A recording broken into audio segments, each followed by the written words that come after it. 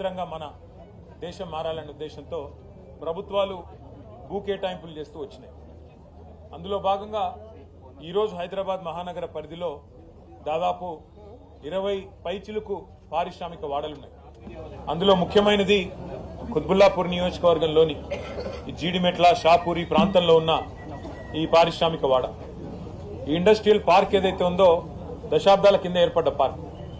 దాదాపుగా ఈ పక్కనే ఉండే గాంధీనగర్ ఈ ప్రాంతం అంతా కలుపుకుంటే 1100 ఎకరాల పైచిలుకు భూమిని ఆనాడు అప్పటి ప్రభుత్వాలు, అప్పుడు కాంగ్రెస్ ఉన్నదో తెలుగుదేశం ఉందో ఎవరో ఉన్నారు, మొత్తానికి ఆనాడు ప్రభుత్వం పార్టీ ఏదైనా ప్రభుత్వాలు మరి పరిశ్రమల కోసం ఇక్కడ భూములు కేటాయించినారు.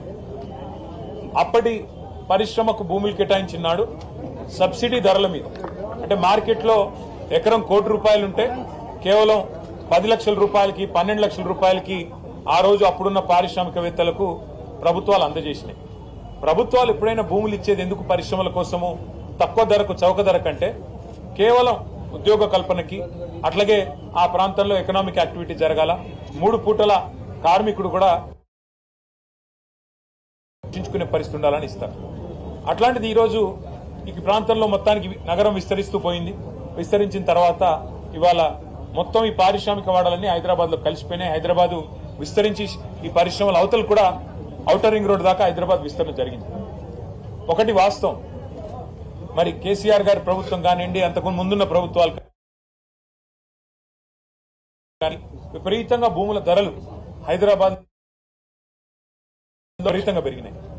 కుత్బుల్లాపూర్ ఒకనాడు మున్సిపాలిటీ ఈరోజు గ్రేటర్ లో భాగమైంది.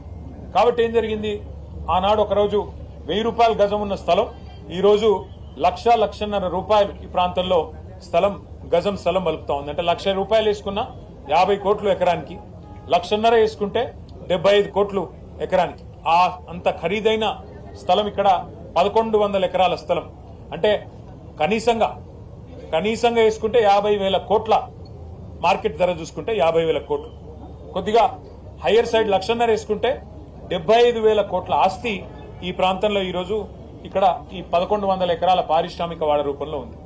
మేము ఇవాళ ప్రభుత్వాన్ని అడిగేది ఒకటే, ఈ 1100 ఎకరాలు ఏదైతే ఇక్కడ ఉన్నదో ఇందులో ఇప్పుడే మా దేవదానం గారు ఇక్కడ ఈ కార్మిక సంఘానికి నాయకుడు అన్నని అడిగినాం మేము.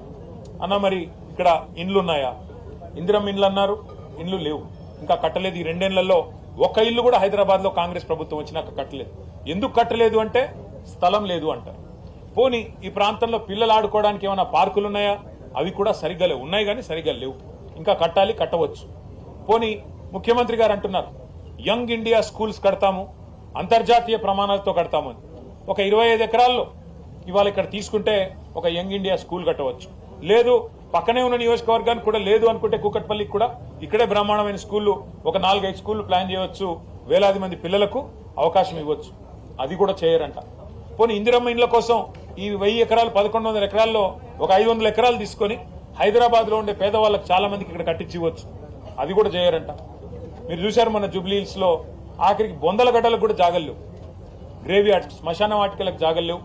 ఇవాళ వాటి కోసం కూడా జాగలు లేకపోతే పోరాటాలు జరుగుతూ ఉన్నాయి.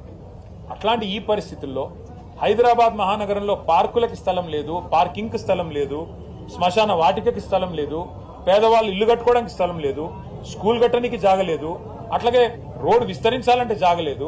ఇవాళ హైదరాబాద్ లోని 9,300 చిల్లర ఎకరాలు పరిశ్రమల అవసరాల కోసం ఇచ్చిన స్థలాన్ని ఇవాళ ప్రభుత్వం కాలుష్యకారక పరిశ్రమలను తరలించే ప్రయత్నం చేస్తున్నది.